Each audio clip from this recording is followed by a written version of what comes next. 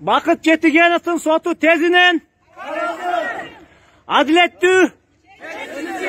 Bakıt Çetigenov'ga. Bakıt Çetigenov'ga. Bakıt Çetigenov'ga. Ak iyilet bir ok. Ak iyilet bir ok. Ak iyilet bir ok. Bakıt Çetigenov'un sotu tezinin adilettүү. Ak iyilet bir ok. Bakıt Çetigenov'ga. Bakıt Çetigenov'ga. Bakıt Çetigenov'ga.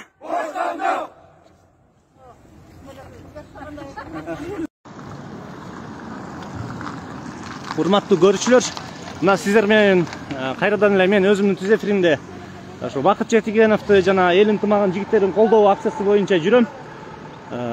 Акыркы кабарлардан айта турган болсок, биз 1-Май райондук сотунда бир топ далай турдук. Тилекке каршы ал жерде турганыбыз менен сот ГКМнын атайын кагазы жок. Биз сотту карай албайбыз. Ал жактан Бакыт Четигеновду сотко чечим менен атайын алып келиш керек деген шылтоо айтышып, ал жерде турдук. Бул эми мыйзамдын эрежеси экен. Ошол себептен бул жерге азыр Бакыт Четигеновдун тарапташтары менен келдик.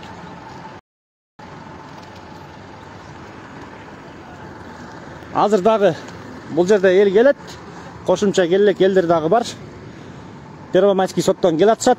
Ким Бакыт Четигеновду колдосо, эл ынтымагын жигиттерин колдосо, анда келип ушу биз место дислокация алмаштырдык. 1-Май райондук сотунан ушу Ташиев Камчыбек Кыдыршаевичтин экинчи үйү болгон жерге келдик. Эми азырынча чыгышке деп кыйкырбай турабыз. Болгону биз ушу кагазды талап кылып келдик. Сотто карай турган ГКМнын чечими керек. Ошо чечимин каасын эле берип койсун бизге. Ушунча кемпир кесекте я энелерди жалдыратпай, бир тияка бир буяка чугурткатпай эле. Азырынча эртең менен сүйүнүп аттыңыз элес, Бакыт Четигенов чыгат деп. Азырынча сүйүнчүңүз жарты бойдон калып атат. Жарты бойдон такыр эшекеси ачылбай эле калды. Тияка бир чуркатып, бир буяка бир чуркатпай ушунда энелерди ары бери кылбай жөнөтүп эле койбойт беле. Бир карак кагазга алдары келбей калды ошону жөнөткөнгө. Техника деген күчөп турат азыр. Саламатсыздарбы? Ким комментарий берип коет дагы кошумча? Бир кагазды эле эгерде оор боло турган болсо, ушул кагазды алып барыш бизге эле берип койсунчу, аны 1 мүнөттүн ичинде, 1-2 мүнөттүн ичинде көп болсо жеткирелик. Азыр деген техника өнүккөн. Бир кнопканы бассаң эле башка бир жер түбүндөгү, жер жүзүндө бир точкага барып ал кат жетет эле. Бул ушу Бишкектин ичинде турган жерде эмнегедир ушул кат жетпей жатат. Сураначы, эгерде оор болсо сиздерге бизге эле берип коюңуздарчы, ошол чечим бир барак кагазды өзүбүз эле жеткирип коелук. Азыр тем более цифровизация, да. Санариптешүү учурунда эмне үчүн ушул ГКМ бир чечимин чечирип бербейт? Эмне үчүн? Канча сааттан бери саргарып турабыз. 2 сааттан бери ошо кагазды саргарып турабыз. Эртеден бери? Эртеден бери, таңдан бери ушакта жалдырап турабыз. Ошо кагазды жөнөтүп койсоңор жакшы болмок.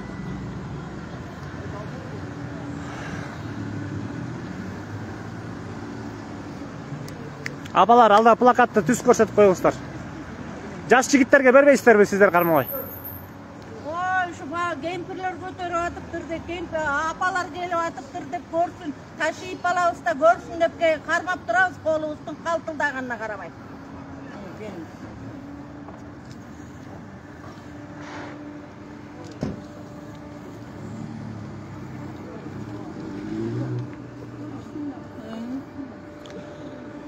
Биздин талап эмне, ошону айтып коелук да. Биз ошол ГКМБ улуттук коопсуздук кызматынын өкүлдөрүнөн бири чыгып, ушу Бакыт Четигеновдун иши боюнча тезинен ушу кагазын тестетип берсин, Бир өкүл чыгып, атайын өкүлү чыксын, Бакыт Четигеновдун ишин бүгүн кароо боюнча атайын уруксат кагазын берсин, Бермейин кетпейбиз. Күнү менен болсо да ушакка жатабыз. Кетпейбиз. Мына айылдан келген апалар, чоң апалар Бакыт Четигеновду колунан жетелеп кетебиз дейт. Алып кетебиз деп үмүттөнүп келгенбиз. Ушакка келдик. Урматтуу көрөрмандар, кимиңиздер ушу эл ынтымагынын жигиттери адилетсиз камалды деген чечимди колдосоңуздар, анда келип ушу улуттук коопсуздук кызматынын Эркиндик бульвары тарап жагындагы каалгасында, дарбазасынын астында, астанасында биз ушу Бакыт Четигеновду жана эл ынтымагын колдогон тараптар өз талабыбыз менен ушу эшиктин астында турабыз. Колдоп кубаттачу болгон жигиттер келип ушул жерге келип чогулуңуздар. Биздин мыйзамдуу укугубуз бул мыйзамдуу кагазды жогорку кеңештин мыйзамдуу чечимин аткарып бергенге талап коюудабыз. Биз мыйзамсыздык нерсени кылган жокпуз. Мыйзам ченеминде өз талабыбызды коюудабыз. Мына Кыргыз Республикасында мыйзам жазуучу орган бул жогорку кеңеш. Алардын ар бир кылган иши биздин мамлекетте мыйзамдуу болуп саналат. Алардын жазган мыйзамы, чыгарган чечимдери бардыгы мыйзам чегинде болуш керек. Демек, ал чечимдерди аткаруу дагы бул мыйзамдын талабы болуп саналат.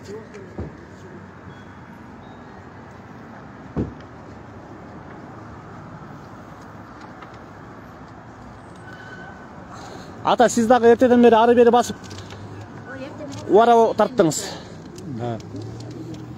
Мына азыр ушул Жетигеновдун чечимин чыгарып, КМБдан бошотулган турат. Эми ошол бошонуп кетсе, калган 15 баланын деле бул киши бошонгондон кийин 15 баланын деле бошотуш керек. Эмне үчүн кармайт ал 15 баланын деле? Биз улуттук коопсуздук кызматына тиги Бакыт Четигеновдун иши тезинен сотто каралып, тезинен боштондукка чыксын деген талап менен келип отурабыз да. Ошол талап менен келип отурабыз.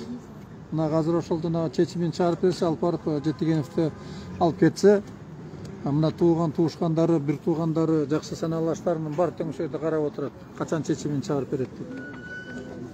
Бер жакта тиги 15 кармалган балдардын келинчектери биякта отурат. Жетигеновду бошотса, берки балдарды да бошотот деген үмүт менен. Деген үмүт менен отурушат барды. Чыккандан кийин бул балдар бошотпосунда. Келиндердин күйөөсү баары тең жакта камалып жатат. Барын деле балдар чыркырап үйдө папам каякта деп ыйлап чыкты. Атам гана деп. Мына жаш келиндердин баары күйөөлөрүнө келип таңнан кечке ушул жакта турушат. Жалдырап.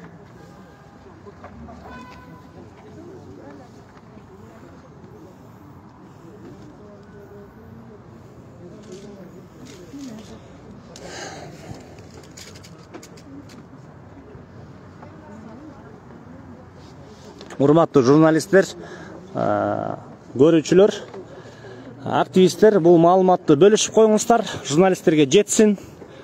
Тилекке каршы журналисттер биздин артыбыздан кууп жетпей атат окшойт, же өздөрүнүн бүгүнкү күн тартибиндеги өздөрүнүн маселелерин карап жүрөт окшойт. Же балким алар жогорку кеңеште бүгүн жаңы парламентарийлер ант берет, же ошо ишке кирет деген шылтоо менен шынаарлап жогорку кеңеш жакта жүрөбү, айтор ушул Бакыт Четигеновдун ишин калыс карап чагылдырып берип койсо деген ниет менен сиздерге кайрылуудан. Бул эфирди бөлүшүп коюңуздар, таратып коюңуздар.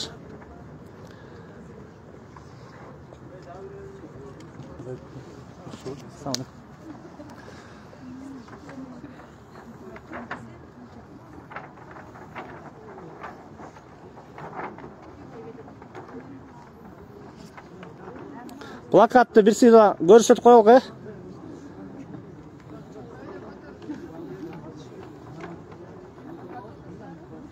Булардын бардыгы ошо эл ынтымагы деген кыймылдан кармалган жигиттердин жакындары, эми баары эмес, өкүлдөрү да.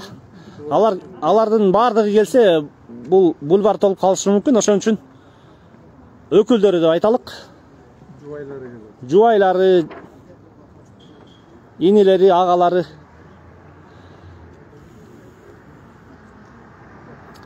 Бул тарапта Бакыт Жетигенов деген талап.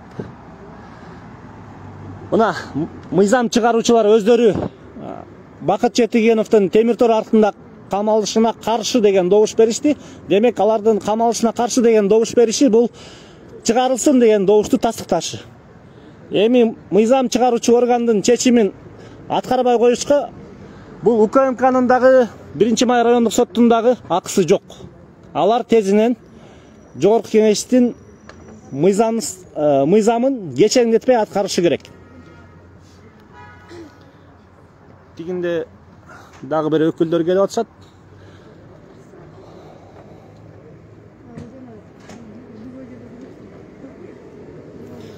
Жигит, бул жактагыларга кантип кайрылсак болот?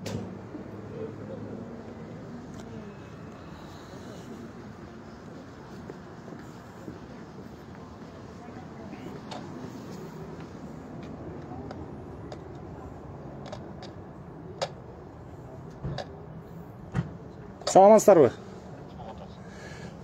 Бул жерде Бакыт Жетигеновдун тарапташтары ошол анын жогорку кеңештен кийин чечимин аткаруу боюнча токтомун чыгарып берсин деп ККМБга келгенбиз.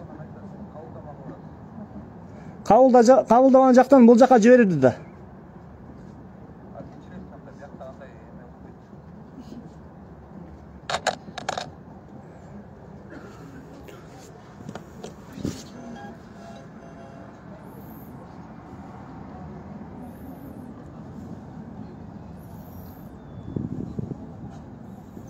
Алло.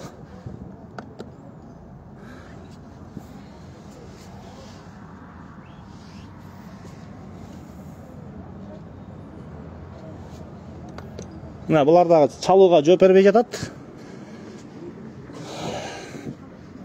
Кабылдамага киргиле дейт. Ташиев бизди кабылдамасында кабылдамак беле. Кабылдамасына кайрылгыла дейт.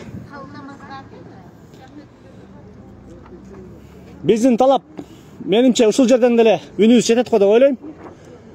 УКМКнын өкүлдөрү бардык алыста турган кабарлардан, Кыргызстандын туш тарабында болгон кабарлардан кабардар болуш керек.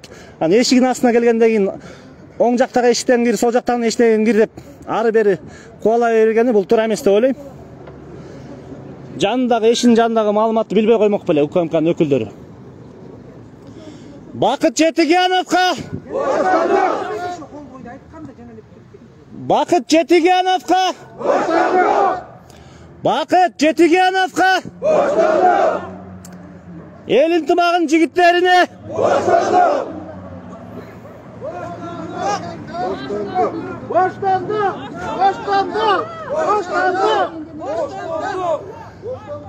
Бакыт Жетигеновго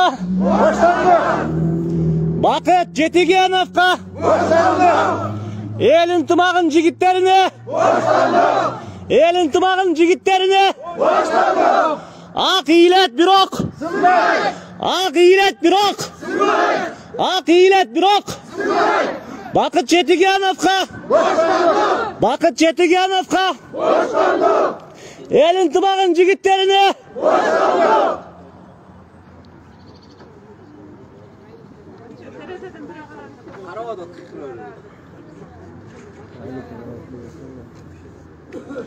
Бакыт Жетигеновго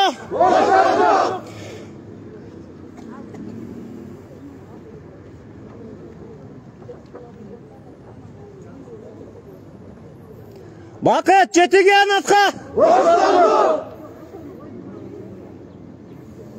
Ташиев эшикке чыксын дейбиз. Ташиев эшикке чыксын. Ташиев эшикке чыксын. Ташиев эшикке чыксын. Ташиев эшикке чыксын. Жок, зачем Ташиев? Өкүлдөрү келсин да. Өкүлдөрү деп кетти.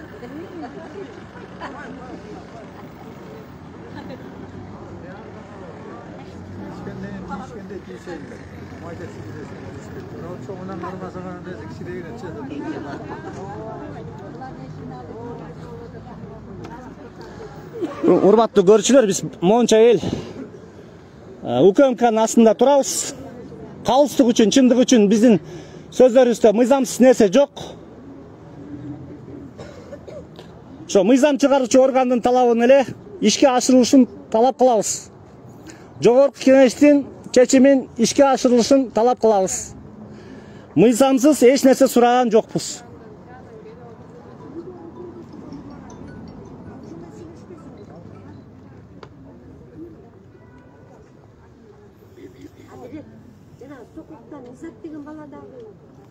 Мына жакындар бар. Ким Изат деген баланы?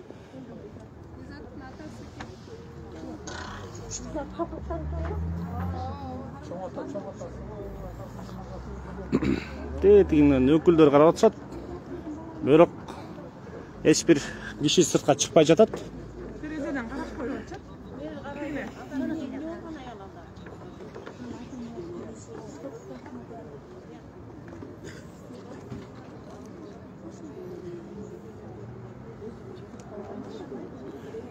Мыйзамдуу чечимди аткаргыла дейли. Мыйзамдуу чечимди аткаргыла. Мыйзамдуу чечимди аткаргыла. Мыйзамдын чечимин аткаргыла. Жогорку кеңеш чечимин аткаргыла. Бакыт Жетигеновго бошондо. Бакыт Жетигеновго бошондо.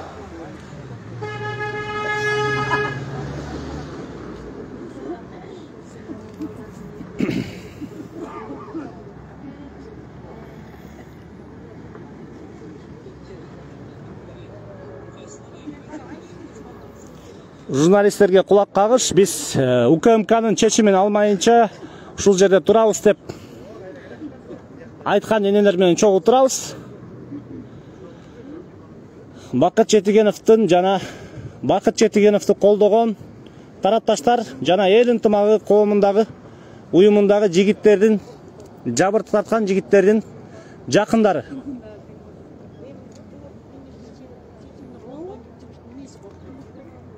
Бул жерде эч бир мыйзамсыз нерсени талап кылган жокпуз. Мыйзамдуу чечимди талап кылып атабыз.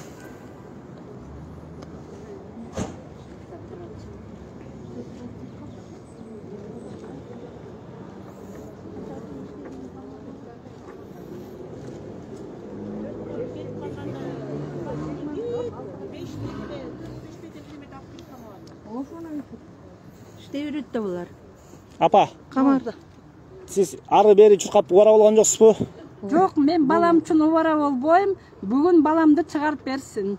Решение депутатский корпустун решениясы болгон экен, баламды колума салып берсин. Мен чоң апасы болом. Канча күндөн бери ушул жерде жүрөбүз. Эки бет болбосун. Эл журт аман болсун, балам аман болсун. Калыс карасын, Калыс. Жогорку кеңештин чечимин мыйзамдуу түрдө ишке ашырып беришсин.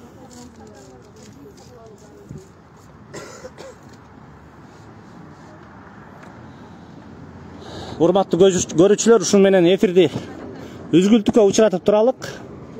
Айчуу талабыбызды айттык. Бул маалымат УКМК өкүлдөрүнө жетет деп ишенебиз.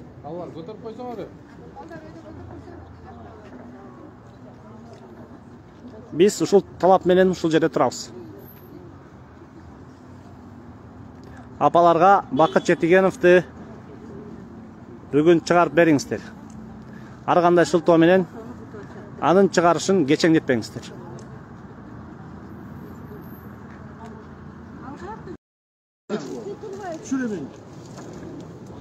Байке, медиа тармактан.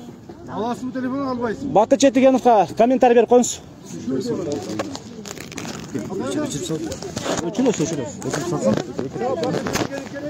Керек. Эркин мамлекетте жашайбыз беке.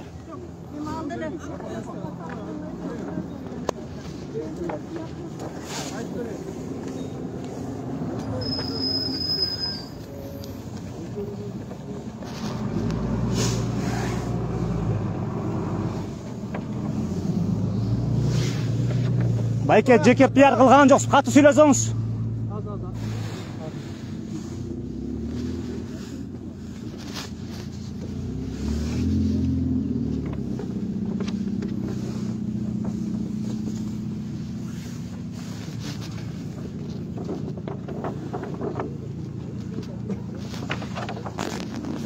Жеке пиар дейт го бакта.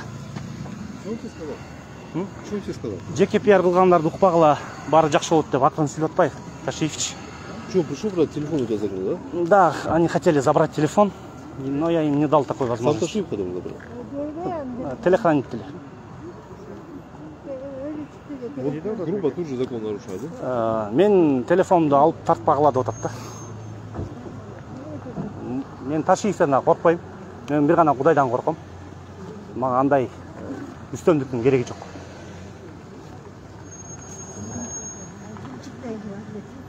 Я. Kim çıktı? Ташиев өзү чыкты. Ташиев чакырып атып белек. Öyle korkuttu. Eline korkuttu. Getireyim. Ташиев өзү чыкты. Биз талап кылган Ташиев чыкты. Бирок мен тартып аткан камерамды алып салабыз деди. Мен андай мүмкүнчүлүктү берген жокмун. Булар ачыктан ачык эле мындай үстөмдүк басым менен жасап, өзүнө пиар кылгандарды укпагыла, бизди уккула дегендей кылып атат. Мен эч кандай өзүмө пиар кылган жокмун. Мага пиардын кереги жок. Мен илгертен өзүмдүн өз позициямда калыстыкта, адилеттүүлүктө жүрөм. Мен Ташиевден дагы коркпойм. УКМКнын жетекчилигинен да коркпойм. Тил жугучтардан да коркпойм, эч кимисинен коркпойм. Мен калыстык үчүн, ар бир акыйкат үчүн турам. Расскажите, да, что произошло? Подошел сейчас вместе с Ташиевым. Извините за то, что я сейчас немножко эмоциональный. Ну, нападение, по сути, да? Он подошел. Ну, я не скажу, что это юридически это не нападение, но они грубо хотели у меня отобрать телефон, Грубо, да? чтобы я выключил эфир. Мы живем в свободной стране. Да. Я не держу с собой, как бы, на руках никакого оружия не держу. Они подошли и хотели, чтобы я не снимал, когда они будут разговаривать. Мы же требовали его выхода, он вышел. Да, вот Ташиев вышел, но стоит, его не слышно, не видно, что он там говорит. Да, он хочет успокоить тот народ, который поддерживает Бактыта Жетигенова, да? Ну, не только здесь у нас еще 4 члена, 4 кандидата от партии Зеленых, которые находятся в СИЗО также. Поэтому же обвинение. Подавацами он хочет себе какой-то... А что сказал его охранник или телохранитель? Ну, чтобы я не снимал. Чтобы не снимал, да? И хотел забрать телефон. Тарақтан дұрыс айтты, чтобы, ну там, телефонды алып қойғыла деді, да? Заберите у него телефон, да? Это беспредел. Сам представитель ГКНБ, да? Мен Ташиевтен қорқпаймын. Урматтуу Ташиев мырза, мен сізге түз эфирде кайрылуудамын. Мен сізден қорқпаймын. Мен шындық үшін жүрем, мага ешқандай пиар керек емес. Мен нарушниктен да қорқпаймын. Мен еш нәрседен қорқпаймын. Мен Құдайдан қорқам. Ошол жетет. Мен пиарды қалаған жоқмын. Мен бұл жерге адилеттүүлүктү, калыстыкты издеп келгем. Мен Бакыт Жетигеновго боштондукту талап кылуудам. Кол кайрымай, колдон телефон талашмай, бул мени коркутпайт. Мен чындык үчүн жүрөм. Анан тартпаган учурда келип сүйлөйм, ана антпегиле, минтпегиле телефонуңду түшүр деген.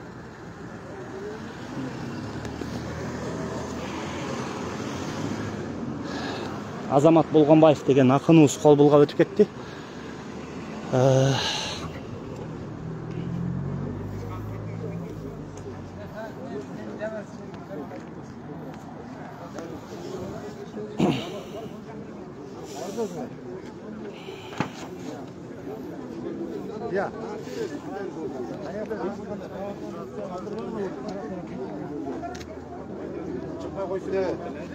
Taraf kettik ama.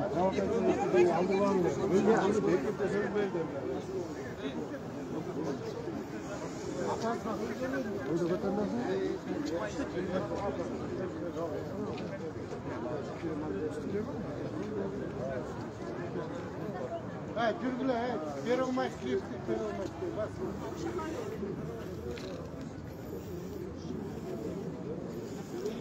Биринчи май райондук сотуна барат экенбиз. Жолду ачып койбойсуңар, байкесиң. Жолду ачып койгула. Мен телефонду аламдатпай. Азыр көрөбүз. Биринчи май райондук сотуна барып көрөбүз. Ал жерден чечилет, Кудай буйрса.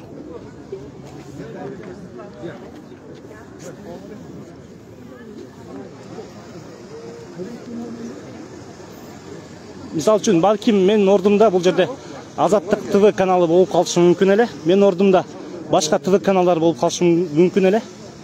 Мен өзүм коомдук активистмин.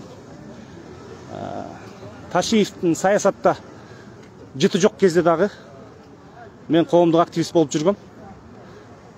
Саясаттын жогорку этаждарында Ташиев көрүнө элек кезде дагы мен өз пикиримди ачык айтып жүргөм. Бул нерсени Ташиев тыя албайт.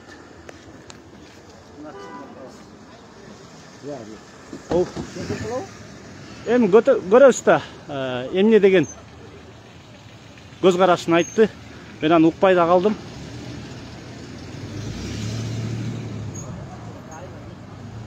Эрлан деген жигит бул мен Ташиевдин чыгып атканын тартып аткам. Камераңды ал деди, мен албайм дедим. Чындык чагылдырылыш керек. Эмне үчүн? Коопсуздук кызматынын иши жашыруун болуш керек. Мен үчүн, мен блогермин, эркин блогермин, эркин активистмин. Коомдо чыккан саясатчымын, жаш саясатчымын. Мына Ташиев мырза аңдып караган бойдон кетти. Мени балким булар издеп табат. Бирок мен машинасынын артына карап да болсо айтып коеюн. Мен чындыктан коркпойм. Мен бул жерде кылмыш кылган жокмун. Болгону окуянын жүрүшүн калыс түрдө чагылдырайын деген максатта турам.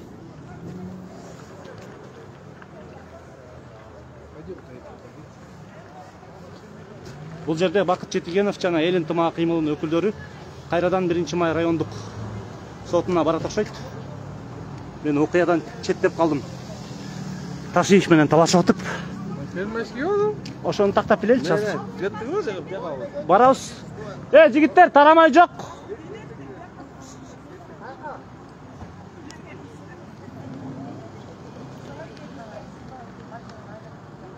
Мына органдын өкүлдөрү, ГКНБнын өкүлдөрү